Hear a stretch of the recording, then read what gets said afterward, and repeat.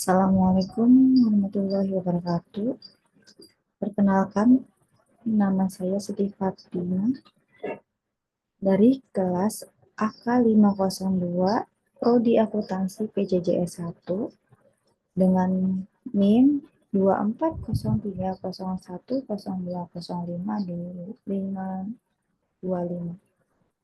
Di sini saya akan mempresentasikan tugas ujian tengah semester ganjil, yaitu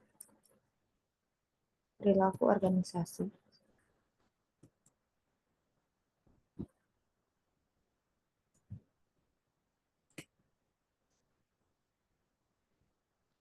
Yang pertama yaitu pengertian organisasi.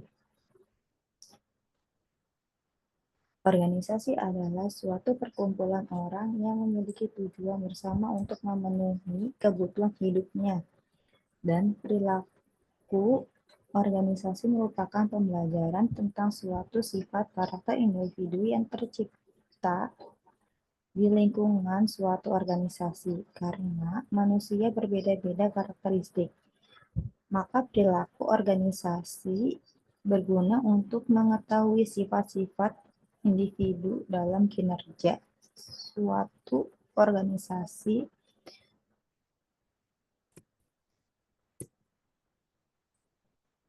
Selanjutnya yaitu pengertian manajemen. Manajemen merupakan pendayagunaan sumber daya manusia, yaitu para karyawan,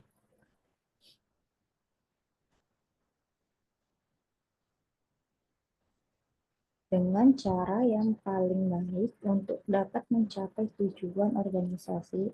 Penerapan perilaku organisasi dalam manajemen personal dia dapat menghasilkan karyawan terbaik sekaligus meningkatkan keberhasilan organisasi secara keseluruhan. Ada pula yang meneliti perilaku individu di lingkungan kerja dan dampaknya terhadap struktur organisasi pekerjaan, komunikasi, motivasi, dan perkembangan yang lainnya. Selanjutnya, yaitu perusahaan merupakan wadah sebagai salah satu bentuk organisasi yang bisa mengatasi masalah internal perusahaan, seperti komunikasi, koordinasi, dan pengolahan sumber daya manusia dan meningkatkan produktivitas. Wadah organisasi ini memiliki beberapa esensi yang penting yang mendukung kelancaran operasional dan pertumbuhan perusahaan. Sebagai berikut, yang pertama yaitu struktur dan pembagian tugas yang jelas, koordinasi dan kolaborasi antar bagian. Yang ketiga yaitu fokus pada penyelesaian masalah internal. Selanjutnya yaitu menciptakan iklim dan mempertahankan budaya organisasi. Ideal dalam suatu perusahaan, apakah perlu membangun struktur organisasi baru dalam mengembangkan iklim perusahaan untuk mengikuti perkembangan zaman? Jawabannya yaitu menciptakan, mempertahankan iklim serta budaya yang ideal suatu perusahaan sangat penting untuk mencapai tujuan jangka panjang, mempertahankan kinerja tinggi, serta beradaptasi dengan perkembangan zaman.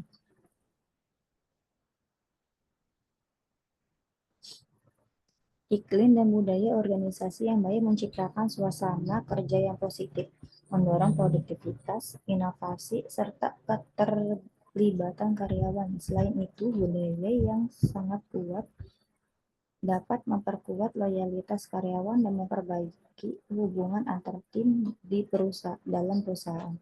Seiring dengan perkembangan zaman, terutama dengan kemajuan teknologi dan perubahan sosial, perusahaan perlu terus beradaptasi dengan perubahan tersebut, membangun struktur baru atau menyesuaikan struktur organisasi yang sering kali dilakukan untuk menjaga relevansi dan efisiensi perusahaan. Diagram struktur organisasi perusahaan. Yang pertama adanya CEO atau Chief Executive Officer sebagai pemimpin tertinggi perusahaan. CEO bertanggung jawab atas keseluruhan visi, arah strategi, dan kebijakan perusahaan. CEO juga bertanggung jawab terhadap kinerja keseluruhan perusahaan dan memastikan bahwa tujuan perusahaan tercapai dengan baik. Yang kedua, CEO atau Chief Operating Officer. CEO bertanggung jawab untuk mengelola operasional sehari-hari perusahaan, termasuk pengawasan terhadap proses produksi, distribusi, dan operasional lainnya. CEO juga berfungsi sebagai menghubungkan antara CEO dan manajemen operasional. Selanjutnya yaitu divisi divisional. Yang pertama yaitu divisi manufaktur. Divisi ini bertanggung jawab atas produksi dan kualitas barang yang dihasilkan. Karena perusahaan beroperasi di banyak negara, divisi ini mengelola berbagai pabrik dan fasilitas produksi yang ada di masing-masing negara.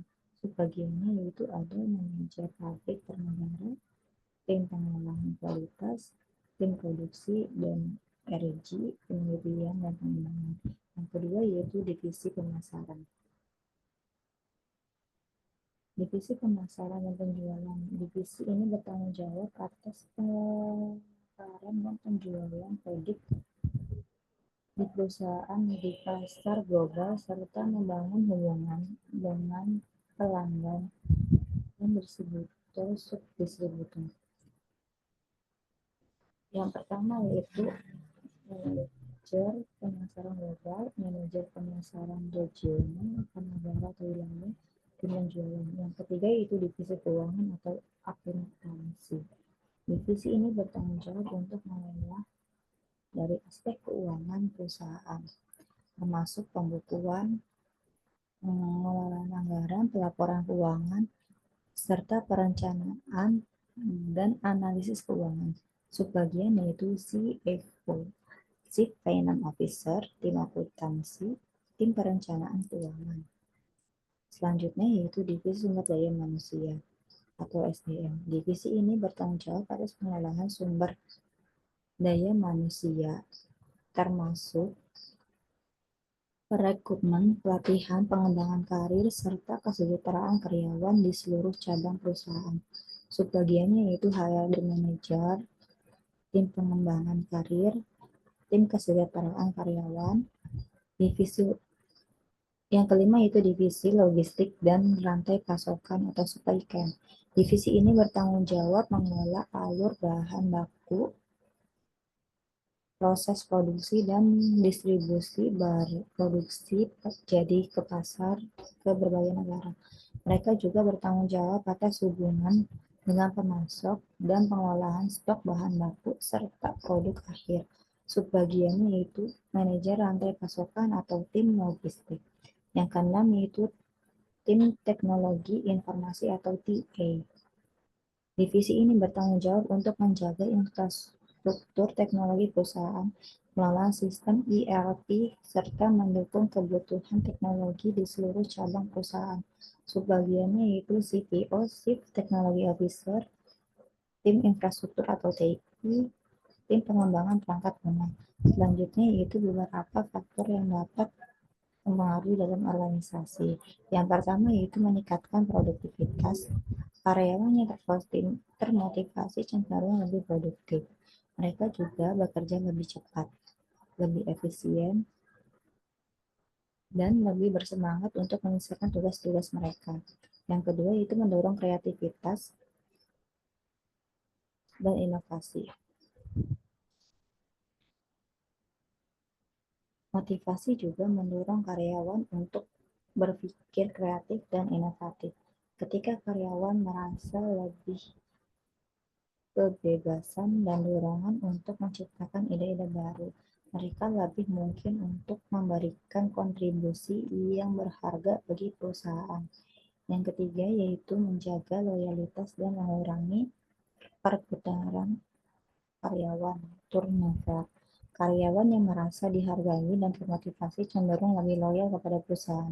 Hal ini akan mengurangi tingkat turnover dan biaya yang terkait dengan perekrutmen serta pelatihan karyawan baru. Selanjutnya yaitu meningkatkan kepuasan kerja. Motivasi yang berhubungan erat dengan kepuasan kerja sehingga karyawan merasa dihargai dan memiliki kesempatan untuk berkembang. Mereka lebih puas dengan pekerjaan mereka dan dengan perusahaan tempat mereka bekerja. Selanjutnya yaitu meningkatkan kerjasama tim.